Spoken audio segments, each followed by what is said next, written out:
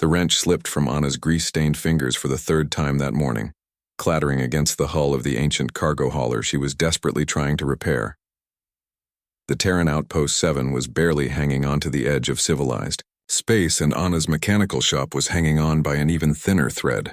Bills were piling up faster than she could count, and the outdated human technology she worked with seemed primitive compared to the sleek alien vessels that occasionally docked at the station. "Come on, you piece of junk," she muttered, crawling deeper into the engine compartment. The ship belonged to a Zentorian trader who'd promised to pay her in 3 days. But Anna had heard that promise before. Too many times. A soft chime from the shop's entrance made her bang her head against a coolant pipe. Cursing under her breath, she extracted herself from the mechanical maze and wiped her hands on an already filthy coverall. Standing in the doorway was the most unusual being Anna had ever encountered. The woman, if she could be called that, stood nearly 7 feet tall with elegant, elongated limbs and skin that seemed to shimmer between deep blue and violet in the artificial light.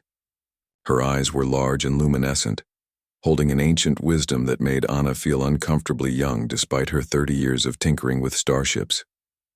"I require assistance," the alien woman said, her voice melodic, yet carrying an undertone of authority that seemed at odds with her simple, travel-worn clothing.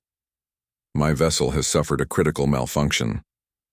Anna glanced past her visitor toward the docking bay, where she could see a small, unassuming craft that looked like it had seen better decades. Nothing fancy, nothing that screamed wealth or power, just another broken-down ship in need of repair. "What's the problem?" Anna asked, grabbing her toolkit. "The quantum resonance chamber has destabilized," the woman replied. "Your human engineering techniques might provide a creative solution." Anna almost laughed. Human engineering was considered a joke throughout most of the galaxy. Their ships were slower, their weapons weaker, their technology generations behind the advanced civilizations that dominated space. But Anna had learned something over the years that most aliens didn't understand. Humans were excellent at making things work when they shouldn't. The alien woman introduced herself as Helen as they walked to the docking bay. Her ship's interior was cramped and Spartan, but Anna immediately noticed something odd. Despite its shabby exterior, the internal components were incredibly sophisticated. This wasn't just any vessel. This was advanced technology disguised to look ordinary. "Who are you really?" Anna asked, running her scanner over the quantum chamber. The readings made her whistle low. This technology was beyond anything she'd seen. Helen watched her carefully. "I am someone who has made many enemies. Sometimes it is safer to appear insignificant." Anna understood that feeling all too well. She'd been appearing insignificant her entire life. The quantum chamber was indeed destabilized, but not beyond repair. The problem was that the sophisticated alien components were rejecting each other after some kind of cascade failure. Anna studied the system for nearly an hour, Helen patiently explaining the theory behind the technology. "Your people would simply replace the entire assembly," Helen observed. "We can't afford to replace things," Anna replied, pulling out a piece of scrap metal and her welding torch. "We fix them." What Anna did next would have horrified any proper alien engineer. She began jury-rigging connections between incompatible systems, using crude human metallurgy to bridge gaps that should have required precision nanotechnology.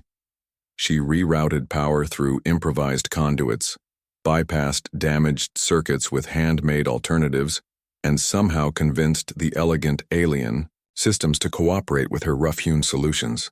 "This should not work," Helen murmured, watching Anna's hands move with practiced certainty through the mechanical maze. "That's what makes it beautiful," Anna replied, making a final adjustment. "Sometimes the best solutions are the ones nobody expects." The quantum chamber hummed to life, its harmonics perfect despite the patchwork of human and alien technology now holding it together. Helen's eyes widened with something that looked like genuine amazement. "Remarkable," she whispered. "Your species continues to surprise me." As Anna gathered her tools, expecting the usual minimal payment from another cash-strapped traveler, Helen activated a small device. Suddenly, the cramped ship's interior transformed. Holographic displays materialized everywhere, showing star maps that spanned entire galactic sectors, military formations, trade routes, and what looked like the administrative details of hundreds of worlds flickered in the air around them. "What is this?" Anna breathed. Helen's posture had changed entirely. The humble traveler was gone, replaced by someone who clearly commanded vast authority. "This is the Valdris Collective, my empire, as your people might say. 347 worlds, 12 species, and the largest fleet in this arm of the galaxy." Anna's mind reeled. "You're Empress Helen Valdris," the alien woman confirmed. "I was traveling incognito when my ship malfunctioned. I have been testing the various species in this sector, observing their capabilities and character." She gestured to the repaired quantum chamber. "Your solution was not just effective, it was elegant in its simplicity. You saw past the complexity to the core problem and solved it with resources at hand." "I don't understand," Anna said weakly. Helen activated another holographic display, showing the struggling Terran Outpost 7. "Humanity has been petitioning for full membership in the Galactic Council for decades.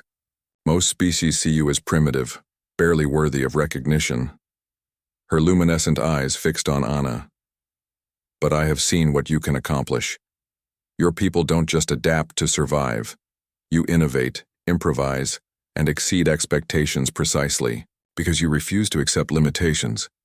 The implications hit Anna like a plasma bolt. "You're going to sponsor our application." "More than that," Helen replied. "I am offering humanity a full technological partnership. Your mechanical intuition combined with our advanced materials could revolutionize starship design. And you, Ana Martinez, will be my liaison." Anna looked around at her humble repair shop, through the ship's viewports. Yesterday she'd been scraping by on the edge of nowhere. Today she was apparently about to become humanity's ambassador to a galactic empire. "Why me?" she asked. Helen smiled, the expression transforming her elegant features. "Because you saw a broken machine and refused to accept that it couldn't be fixed. That is the most human thing of all." As the news spread throughout Terran, space that humanity had been granted not just council membership, but a prestigious technological alliance. Historians would mark this moment as the beginning of humanity's true ascension among the stars. But Anna would always remember it as the day she learned that sometimes the most powerful beings in the universe disguise themselves as people who just need a little help. And sometimes, the most important thing you can do is simply refuse to let something stay broken.